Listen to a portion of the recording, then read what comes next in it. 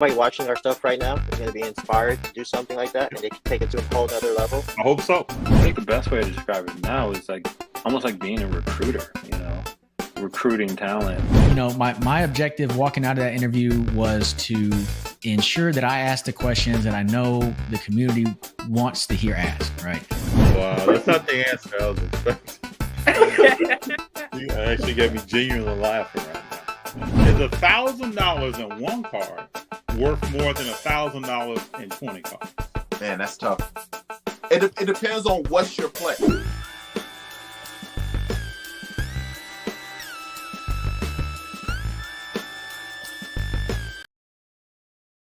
What's up, everybody? I'm excited to have you here. We're going to Impromptu tonight, right? And without further ado, I want to bring him in. Tonight, we're talking to Chris from Card Ladder. What's up, Chris? Thanks for having me on. Doing well. How about yourself? I am doing well, sir. I am doing quite well. I'm going to jump into some of these questions that we have to use our time wisely here. Let's go. First is, I've always wanted to know, is what got you interested in the hobby and what do you collect? Yeah, well, I was a huge sports fan and aspiring collector as a kid. So it's no more complicated than that. I stopped collecting around 1997 or 1998. I think one of the last things I ever bought was I saved up a month or two of just money doing chores or whatever to buy a pack of 1997-98 SPX basketball, which they had the die cut cards, and there was only one card per pack. And then I got destroyed, and I think that was the last pack. I got a common card that was worth maybe a couple of dimes. Okay. And then after that, that was probably around the time I took a break. Tried to play basketball, got cut from my freshman high school team. So from there, I actually pivoted strongly into music, built a career in music, in the music industry. Then went back to college, went to law school. But right before I went to law school, I took a year off to study for the entrance exam, the LSAT. Okay. And I went back to my hometown and was living with my parents at that time. And I rediscovered my old childhood card collection. And so this was in the year 2016. And I went down the rabbit hole and I never came back up. And now here we are. Well, that was a great time to come back into the hobby as well. It was a lot of stuff has happened since 2016. Oh my God. So much stuff.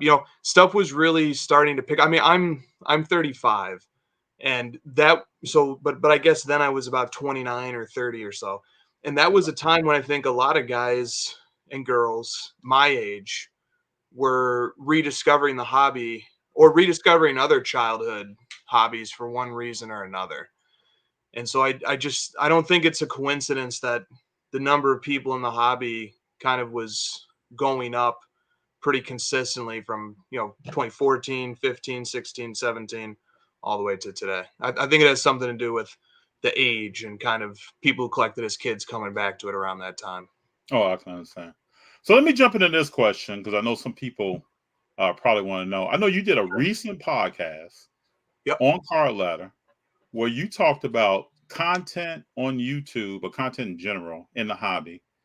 And you referenced there's a need for more scholarly content and less cornball content. Can you dive into that a little bit more? Yeah, I mean, I don't want to. What you were talking about?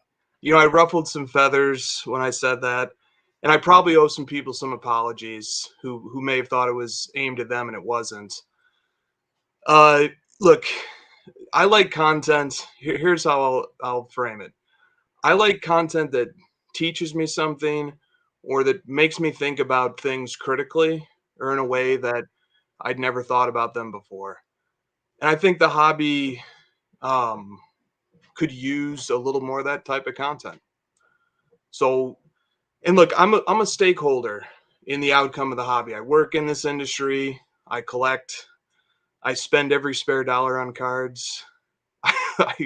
I lose money on cards most of the time. Well, I can understand that. Yeah. Yeah. I do a similar thing. Yeah. Okay. So to me, I take our content space very seriously. And I really worry. And maybe it's a misplaced worry, or maybe it's an unfair worry. You know, I'm totally willing to concede that if I'm wrong, but I really worry that the content that people first discover when they're thinking about getting back into cards, or they're thinking about looking at cards, that it portrays our industry as a get rich quick scam. Yeah. And it's not that. Our industry is and the hobby is something so much better than that. You know, collecting cards, the reason why I stuck with it and ultimately made it into a profession was because collecting cards, through the community it created, through the increased connection to professional sports that it gave me, through the way that it just made it more fun to be a fan, you know, through just checking eBay, my eBay saved searches every day when I wake up, it made my life better. It took some of the complexities of adult life out of my mind for a little while, and it helped me focus on something that had a lot of nostalgia that I had a lot of nostalgia for. It reminded me of a simpler, better time in life. And these are good things, like to have a hobby that sort of takes you away from the stresses and the complexities of adult life and lets you escape a little bit. Yeah. That's what the hobby is. It's escapism, it's collecting, it's community, it's friendships, it's adventure, it's experience, it's connection to sports, it's sports fandom. And I don't see those themes being broadcasted much, if at all, on some of the biggest and the most visible uh, content platforms that we have for sports cards. And so, you know, hey, look, that bothered me. I spoke out about it.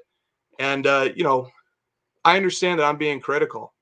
And and then in turn, if people are critical of me and my point of view, I have to accept that because I'm being critical as well. So if I'm going to put myself out there and say, hey, look, I'm critical of the state of, you know, the face of hobby content right now, then I have to be more than willing to listen and hear out people who are then going to turn around and be critical of me.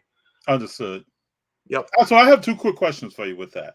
Sure. You come across to me as a person that speaks their mind, and you're not concerned about if it may hurt someone's feelings.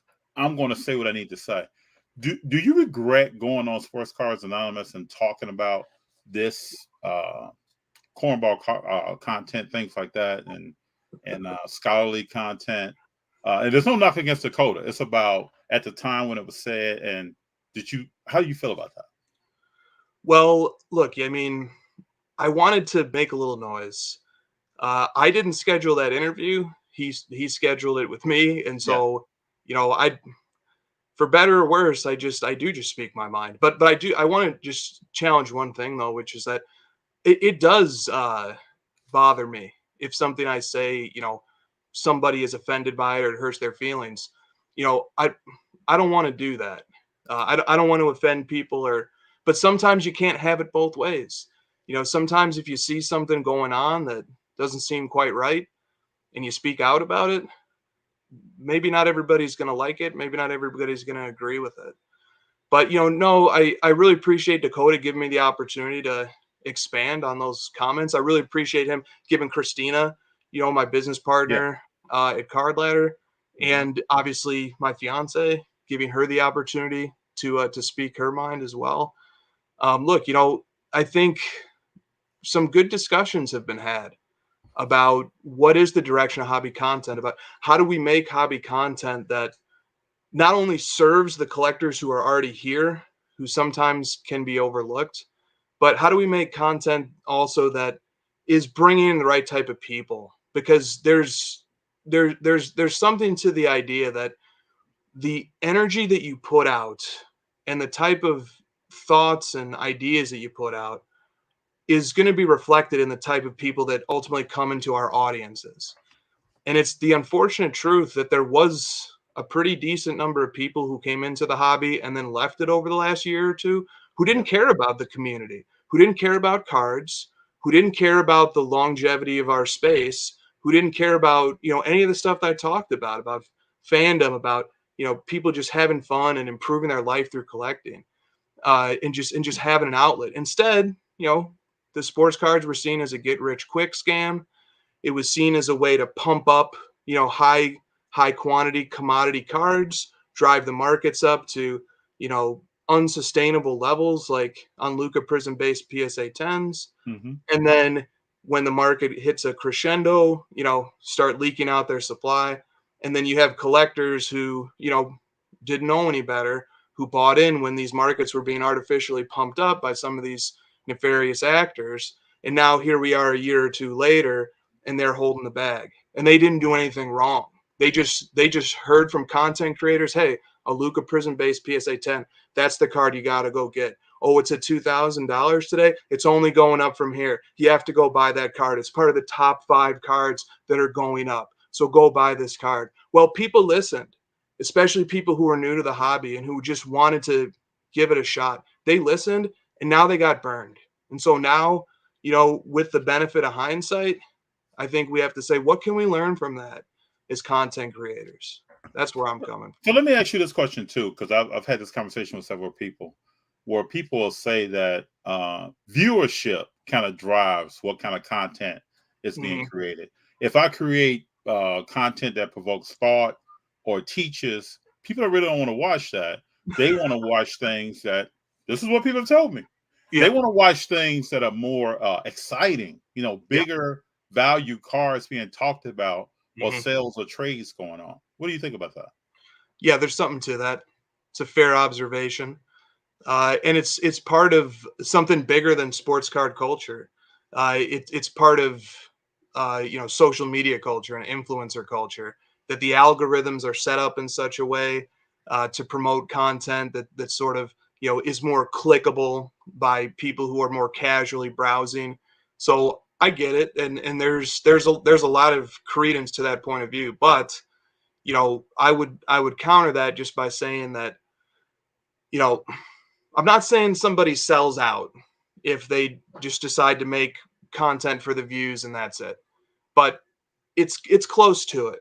It's close, right? And instead, making content that's authentic, making content that the content creator actually is passionate about, having some vulnerability, taking the time to prepare and do research before, making content, and then, using that preparation to educate yourself and then hopefully teach the audience a thing or two as well. That might not be the most flashy or the most glamorous way to exist in our current social media culture, but that doesn't mean that it's not a path that's very rewarding to go down. And maybe we only get on our Card Ladder channel, like Card Ladder has 30,000 or so followers on Instagram. Our YouTube channel only has 3,000 subs, and we've been at it for a while, and that's because a lot of the content that we make and that we put out on that channel is just it's a bit in the weeds. It is it aspires to be scholarly. I wouldn't quite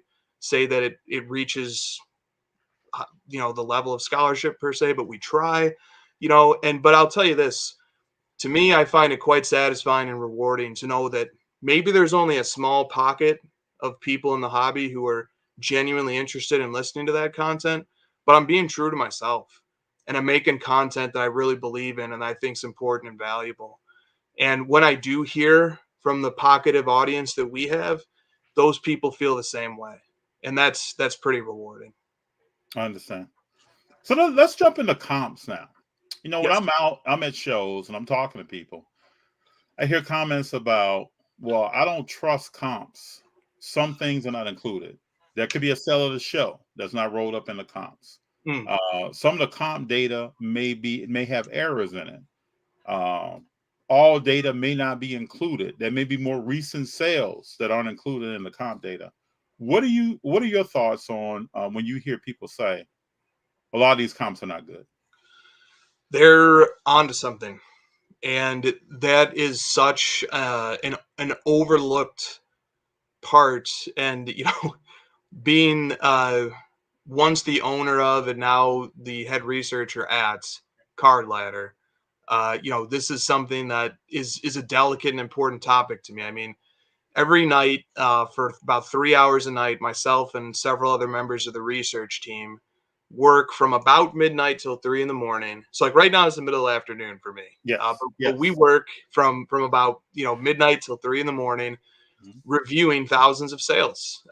If a card is in Card Ladder's verified database, that means that anytime a sale that card comes in, a human researcher looks at it, quickly scans the bid history to see if there's obvious signs of shilling. If it's a sale that's well in excess of previous sales, we pull up the current listings on eBay to see if they're, if that auction ended for 2 or 3 times what cards are currently available for. And if we do see strong indicia of a card that is likely a sham sale or a shilled auction, we exclude it from our verified database and we put it into a file that we call purgatory, which just means it's not that we're saying definitively that this is a bad comp. It just really looks like it is. Okay. And so for that reason, it's over here. You can still see it. Every day we publish a list on our feed of all the sales that we exclude for that reason. And on a given day, we usually look at maybe 3,000 sales, and I don't know, maybe 15 or so get sent to purgatory. So it's a small number, but it's not insignificant. Okay, so that's sort of on the credibility of sales that we see taking place on marketplaces. Like, there are reasons to be concerned. Auctions are shilled. People do hit bin to create fake comps. That happens. It happens every day. It's a big problem. It's honestly the bane of my existence. I wouldn't have to work 3 hours overnight, 365 days a year if that didn't happen, but it does. Yeah. And so here I am. But now on the thing about sort of even getting down to the nitty gritty of what is a comp, is it true that just because a week ago, somebody paid $50 for a card, does that mean that it's worth $50 a week later? It doesn't necessarily mean that. Comps are not necessarily things that dictate value, or it's a persuasive data point. Well, if somebody did pay $50, or in fact, in order for an auction to reach $50, 2 people had to have bid at least $50. So it's persuasive in the sense that there was a second highest bidder who set the price and then a highest bidder who ended up winning. There's something persuasive about that, but in no way does it mean that just because something once sold for X, that it's going to sell for X again a week later. So comps sometimes can become crutches, or they can become shortcuts that don't necessarily mean all that sometimes we think that they mean. A comp is just a comp, nothing more, nothing less. And to the point about, more data happening, like private transactions happening, deals happening at shows, that is a very good point, that these pieces of data that are being, overlooked because it's not taking place on an online marketplace or something to that effect, that's a glaring hole in the hobby's data set. And so at Card Ladder, one of the things we try to do, we allow our members to report private deals, and they do, but it's surely not even beginning to scratch the surface of the data that just takes place on a given weekend at any number of shows across the country. So it's a valid point on a number of levels that we have incomplete data, and that comps, all they are is a record of a sale that took place. Nothing more, nothing less. What do you think about now, as we talk through this and we talk about some of the areas that may be with comps, what would be some of the steps you think a person should go to in order to derive a price of a card? Yeah, that's I think everybody has to develop their own. They have to develop their own process. This is a hobby. This hobby is in some ways a wild, wild west, and people should gather enough information that their comfort level is such that if they end up buying this card and it turns out that they overpaid, or it turns out that, the card's value goes down a few months later, that they love the card, so it's okay. That, in other words, if we're collecting cards and we recognize that this is a collectibles industry, and that the fundamentals at play in this industry are that it's a hobby, that it's an escape, that it's something for fun, it's recreational, it's a passion. And so, when we're collecting cards, that's sort of the approach I would take is make sure that we're buying items that we love, and that look, I know there's a lot of people who do speculating, or they buy for the ability to flip in a short amount of time, and that's a different ball game that I don't personally feel comfortable in saying, here's enough information for this person or that style. The thing that I feel comfortable saying is just, love the hobby, love it for the right reasons as a collector, that it's an escape, it's a release, it's nostalgic. And then if you really put the research in to understand the offering of cards for a particular player or a particular set, that, hopefully you end up owning a card that you love, and that becomes a cherished part of your collection. I think that's the way to roll. Understood. Buy what you like, right? I mean, that would be a much easier way to sum up all the stuff I just said. All right, so there have been some big Marvel PMG cards that have sold. Yeah, and then there have been some cards that have been PMGs that have declined in price. right. What are your thoughts on the Marvel PMG market, kind of short term and going forward? Oh man, I have two different minds on that market. On the one hand, it's exhilarating.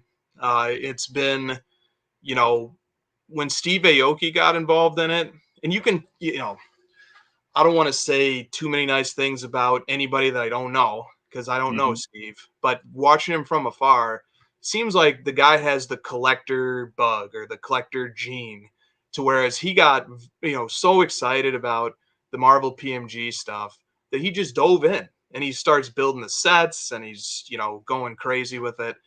And, to me, that's a great sign for a market when it's supported at its foundation by people who are just rabid, passionate collectors.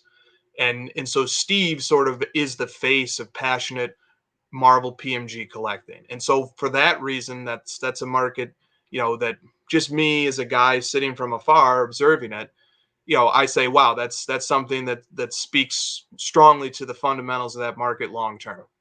But on the other hand, there also was a lot of speculation and speculative buying at the institutional level when it came to these Marvel PMGs.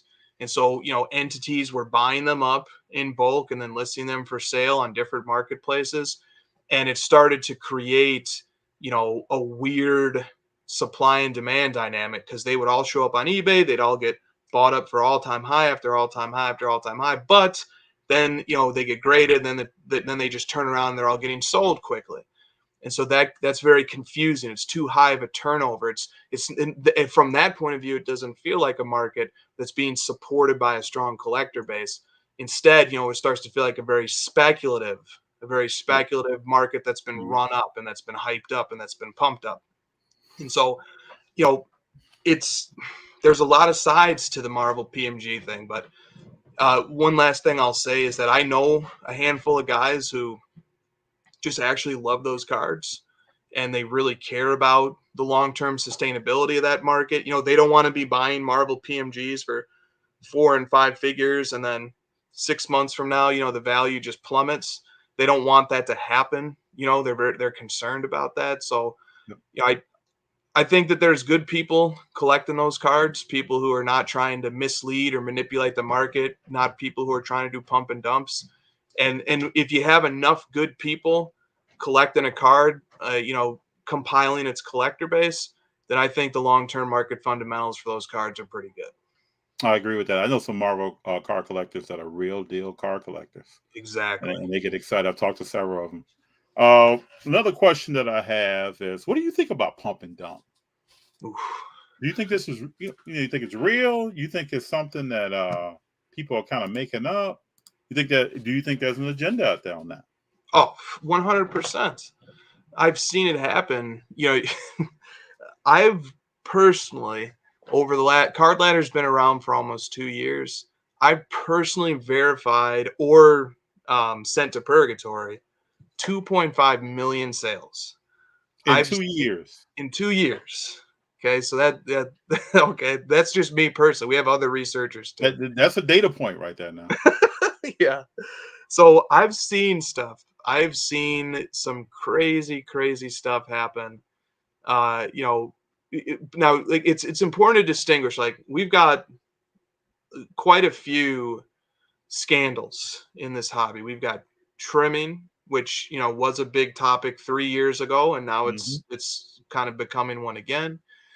We've got um, shill bidding, which is an enormous problem that just never goes away. And then you've got the pump and dump thing, which honestly which has a content dimension to it. It's people using their Instagram accounts or their Twitter accounts or their YouTube channels or their podcast network. They're using one of their avenues of communicating with the public to make a persuasive case about why a certain card is too cheap and the value should be more. This is underrated. This is undervalued. And then so that's the pump aspect of it. And then the dump is once the card in question has been sufficiently inflated in price, then they turn around and now they're selling those particular cards that they just got done telling their audience is undervalued. Well, then they turn around and they're selling those cards. And so we had some of the most influential content creators in the hobby doing this. And so because and to their credit, because I can't read people's minds, some of them have said they didn't know that doing that was wrong. They didn't know that putting out a video and saying, hey, these cards are undervalued, while not telling the audience that they owned those cards.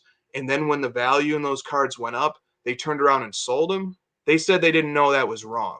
Okay, so they didn't know it was wrong. And so some of the fixes that they put into place were, they would implement policies that said, hey, if you're a content creator on our channel, you can't sell a card for 30 days after you wrote about it or something. So they tried to create policies and guidelines to fix it, and that's great. To their credit, that's great. And so in that sense, we're step by step learning and growing and evolving as a community to self-regulate, to create better standards, to create better norms. But the pump and up, the reason why it's a problem is because it's manipulation and it's deceit. There's an inauthenticity, there's a greed at the core of going out and telling a group of honest card collectors who are in an audience that something's too cheap when that content creator doesn't believe it. They just want to create a whirlwind. They want to create a hysteria. They want to create FOMO around a particular card or a particular type of card so that then they can turn around and cash in on it and sell the copies that they're already holding so they can go on and move on to something else. So, pump and dump, it's not just a problem in cards. It's regulated in the stock market. It's regulated in other equities markets. It's unethical, and it's really too bad, because it's just like trimming. What is trimming? Trimming is manipulating and altering a card with the hope of misleading the person who later buys it to pay more money for it. That's the same thing that a pump and dump is. It's misleading a group of people to hopefully get them to pay more money while not telling them that this person has a position on that particular card. It's pretty unfortunate, man. So now Ranger 2nd 75th said money chases money. Collectors chase their passion or their heroes.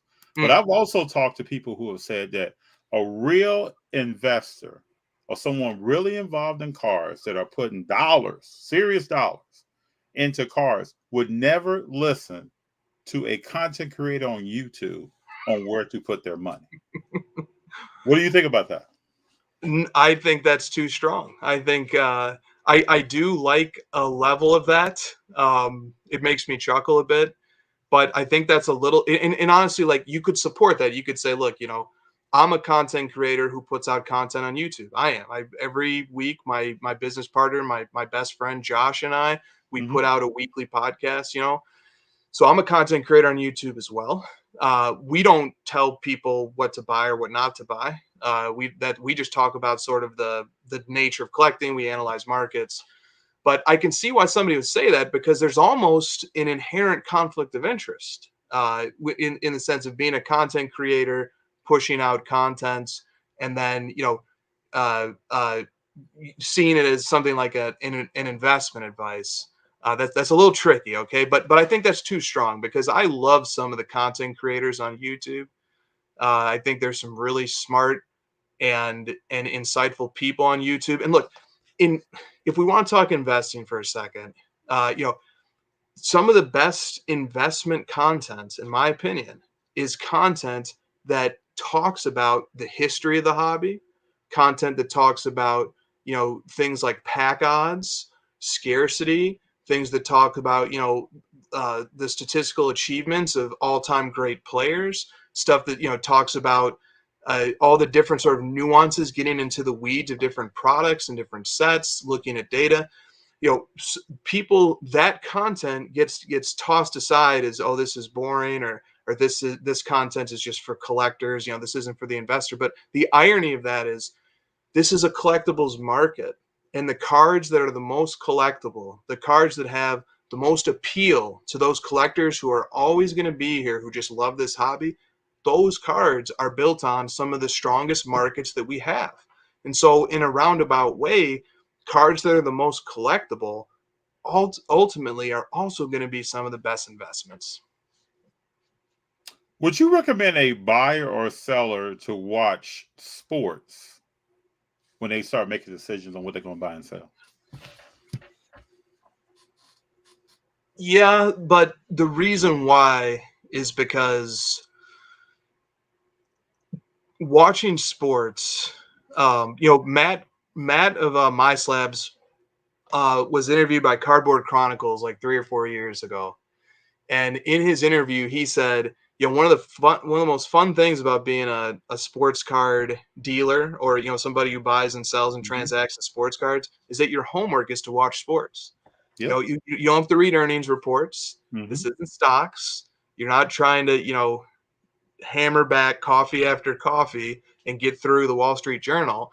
Your homework assignment is to watch and enjoy and track box scores and games and your favorite athletes and maybe underrated athletes. So like, watching sports definitely is a lot of good substance for people looking for players to collect, looking for players to prospect on.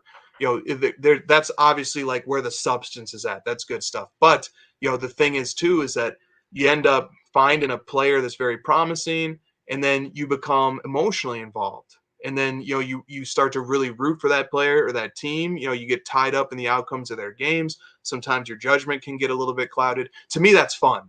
To me, that's the heart of the hobby. It's when our passion gets involved, when we find a player or a team, or that we love and that we end up cheering for, and that really, ends up captivating us and making us hardcore collectors of them.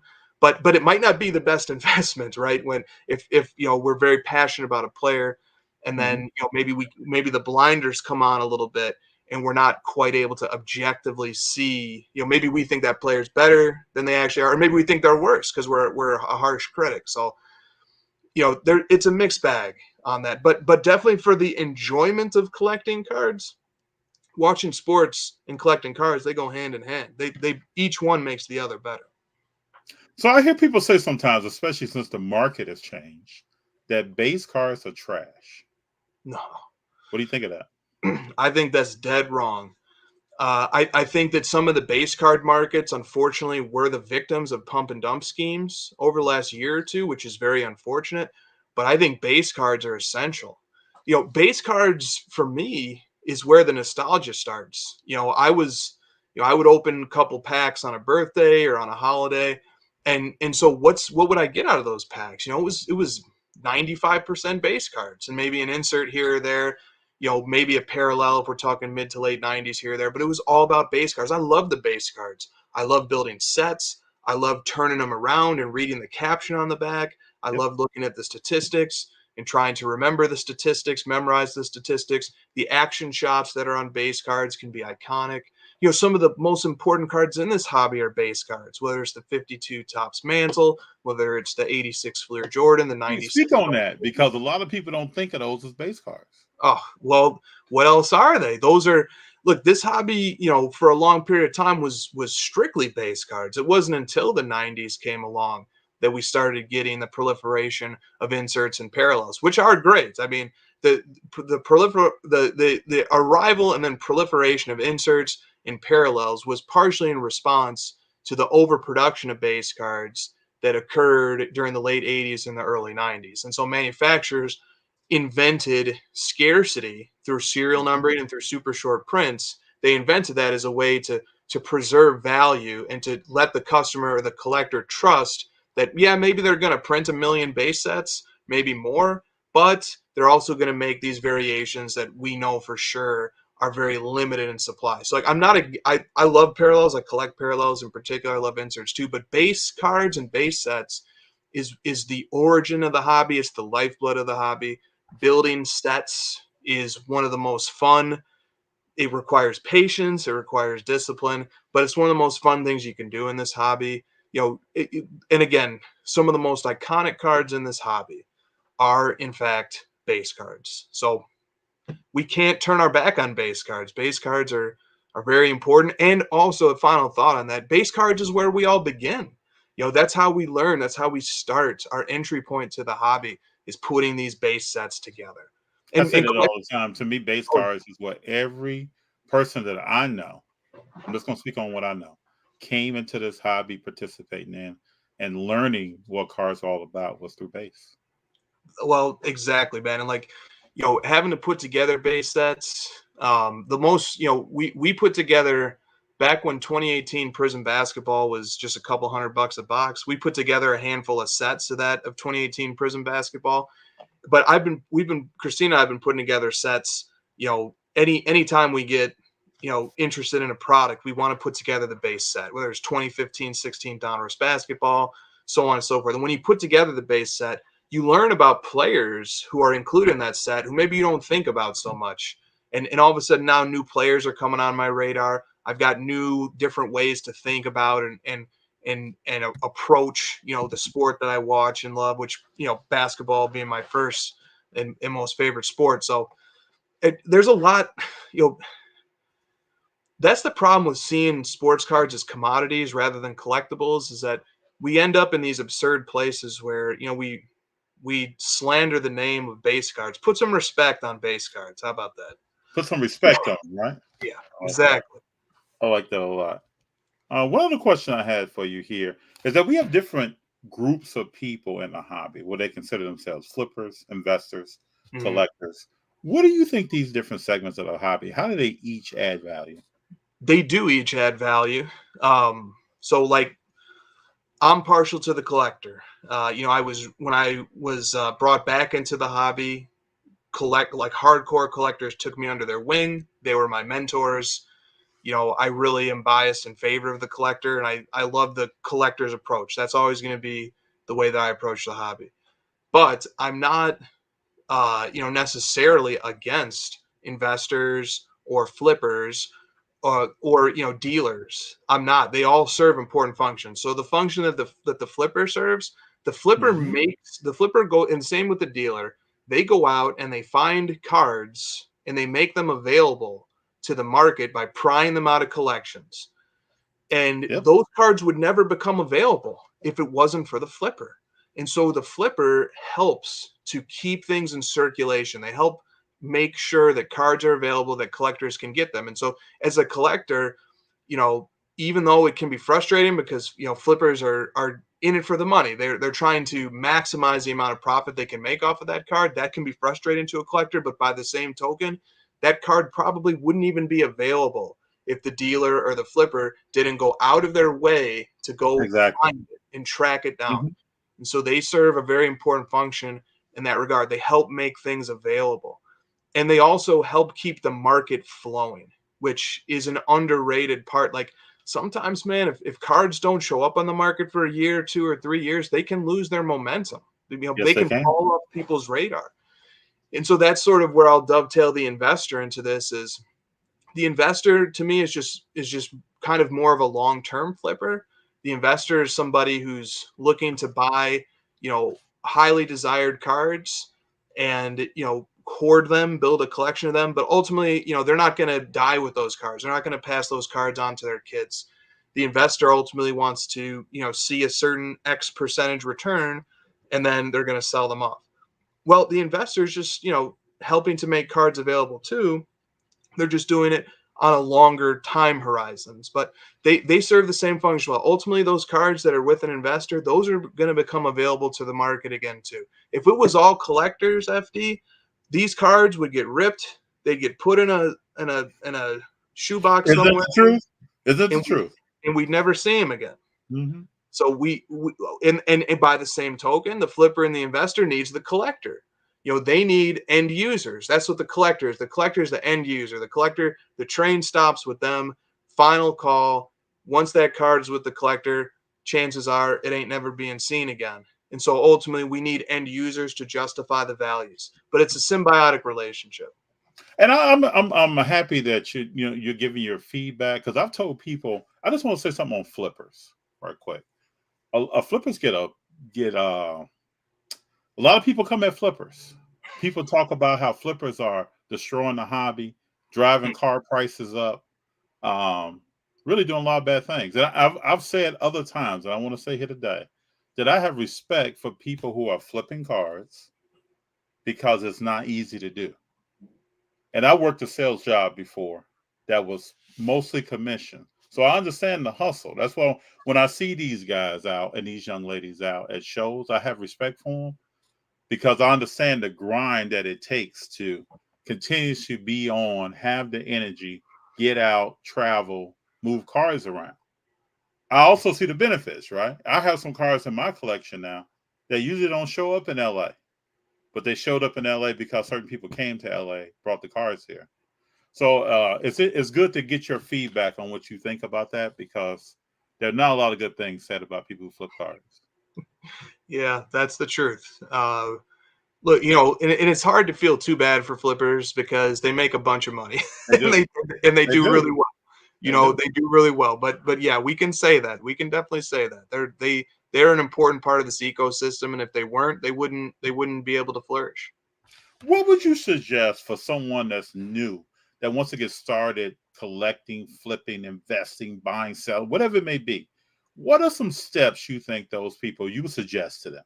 Because it was all suggestions, right? We have our opinions. What would you suggest to them, how they should start, and maybe some things they should think about? Well, here's my weird recommendation. I would buy a product. If I was talking to, let's say, somebody who's into basketball, I would straight up say, go check out 2017-18 Panini Status Basketball. You got Jason Tatum rookies, you got Donovan Mitchell rookies, you've got really cool low numbered cards, you've got cool autograph cards, you've got some very rare Kobe cards you can pull out of there. And those boxes go for about $150. So it's not like it's, burning a hole in anybody's wallet.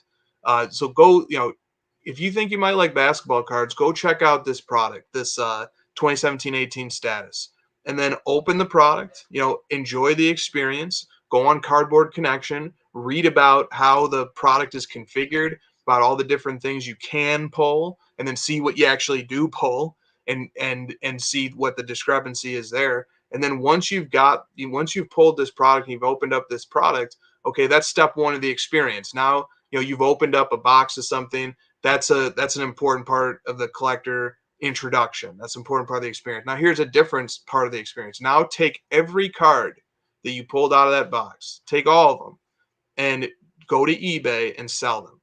And maybe you want to sell some by auction. Maybe you want to sell some by fixed price, but go and sell all those cards. And in so doing, you're going to learn so much about how the hobby works. You're going to learn about, how people price cards. You're going to learn about comps. You're going to learn about how auctions work. You're going to learn about shipping and in making sure you get your butt to the USPS in a timely fashion, so that you get good feedback from the people that you're selling to. You're going to meet people. You're going to build relationships and meet people along the way who are buying these cards. And then you're going to say, what are you buying this card for? They say, oh, I'm completing my set. I'm completing the 2017-18 Panini Status Basketball. So they say, oh, set collecting. What's that? And then all of a sudden you're down a different rabbit hole. And then finally, get a social media account. And I know that's one of the scariest and the hardest parts, is like a lot of people who are in the hobby are introverted and they don't really like to have big personalities and comment on things, but get a social media account and just post cards. Go follow people who have similar interests that you have. Check out the hashtags. Try and find and get an overlap and build a little community. Maybe message a couple of people and see if you can kind of build a friendship with some people, because the community aspect of this hobby, finding people who like the same things that we like, and then sharing that commonality with them and getting to know them better is also one of the best parts of this hobby. And then finally, live the experience. Go to your local card shop, support your local card shop, go to the local shows, meet the dealers there, say hello, let people sort of get to know you. Don't be afraid to tell people what you like to collect. And if you ever need an icebreaker, it's so simple. It's the same question that you just asked me at the very beginning of the show. Everybody at a show, everybody at a shop, they collect something. So just, if you ever are at a loss for what to say, just ask somebody, what do you collect? It's as simple as that. And you can start maybe just a brief conversation, or maybe you end up, making a lifelong friend out of it. I agree. I totally agree. So one more question here. Well, let's talk some data right quick, right? Yes. So I know people talk about the market is down, right? I always look at two things: the market overall, and then I like to pull out a subset of kind of GOAT-like elite players. How do those trends over the last 6 months, 13 months compare when you look at the total market and you look at Kevin Garnett, Kobe Bryant, Michael Jordan, LeBron James? We can start naming some players. How does that compare? It's a mixed bag. It's a very mixed bag. So one guy whose market is fascinating to me is Tom Brady, because over the last 6 months, so in Card Ladder, we have player indexes for, maybe about 2,000 different players or so. Okay. And they're comprised of some number of cards. The Tom Brady index has several hundred cards at least. Lear, I'll tell you exactly how many cards the Tom Brady index has. Our Tom Brady index in Card Ladder has 469 Tom Brady cards, which is quite a bit. But here's what's so fascinating about Brady. So Brady cards over the last 2 years have increased more than 7 times in value, according to the index. The index is up 650%, which translates to about a 7.5x increase in value, which is staggering. Yeah. But over the last 6 months, so like we just talked about 2 years, 24 months. Let me get in picture, 24 months. Yep. But if you cut off 18 of those months and you just look at the last 6, Brady's market is only up 4%. And it's been through something of a roller coaster ride where Brady's market peaked in late February, according to the Card Ladder Index. And then it's come down quite a bit since then, such that over the last 6 months, because 6 months ago was November, that was, the second full month of the NFL season, it's only 4% growth since then. That kind of tells the story of the hobby, that there was, once again, we kind of go through these ebbs and flows. We get overly excited, we get overly pessimistic, and we just kind of go back and forth in those directions, it feels like. And there was a period of great exuberance in the Tom Brady market there in January and the February range. And now it's cooled off quite a bit, which is to be expected, but not everybody is following that trajectory. So even though, guys like Tom Brady, Steph Curry, their markets were absolutely on fire, leading up until earlier this year, those guys have cooled off and their markets have calmed down quite a bit. But, you look around at other categories of the hobby, you look at what's, hot right now, for example, even in traditional categories like basketball, Jordan Poole's market is up more than 2x. It's up 119% over the last 6 months. We can go and we can dig and we can find, different categories. Michael Jordan, for example, his market is up 13% over the last year. That's more of a tried and true. One of the segments of the hobby that's absolutely thriving right now, but there's not a lot of content being made about it. But one of the segments of this hobby that's thriving is vintage baseball. Willie Mays, in particular, Jackie Robinson, Mickey Mantle, Babe Ruth. These guys' markets over the last 6 months, over the same time span that Brady's up 4%, these guys' markets are up 50, 60, 70%. If you look over the last year, these guys' market indexes are up 2x, 3x. It's remarkable how quietly but profoundly the vintage baseball market is thriving right now. Essentially, that should be. It's not really a surprise to me, but it's interesting when you don't hear people talking about vintage that much. I'm not mad about it. I think it's pretty neat. I think it's pretty neat that market is able to thrive. And what do you know?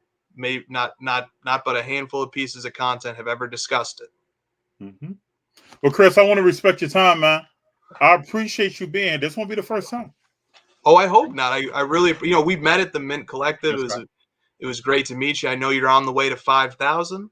So let's hope a few more join along, and I'm sure you're going to get there quickly. You're going to pass the Cardlander channel in no time. I have no doubt about that. Well, I appreciate that. Yeah, thank you for having me on, bud. Thank you for being here, Chris. Now, before you go, it's the first time I've asked this. You got to let the people know who you're rolling with, man. Well, obviously, I'm rolling with FD, right. But in more ways than one, I learned is we both share an affinity for the Chicago sports team. Yes, we do. I know you're a Michael Jordan fan. Yeah. Right before we got on, I saw something on Instagram from Sports Center comparing a play. There you go, that air. Comparing a play from Ja Morant to Michael Jordan. I love how we instantly make that comparison. Yeah, that's a little quick. I'm not mad at it, right? Because Morant is doing incredibly athletic things. Yeah, he plays well. I'm not disrespecting him. He's not 6-0 yet, though. Yeah, that's right, and 6-time MVP in the finals. But yeah, we got a ways to go. Yes, sir. Well, Chris, thank you for your time today. Can't wait to have you on again. I hope you have a good night, and I hope the Dallas Mavericks win. Let's go. Appreciate you. All right, brother. I'll see you soon. Take care. Bye-bye.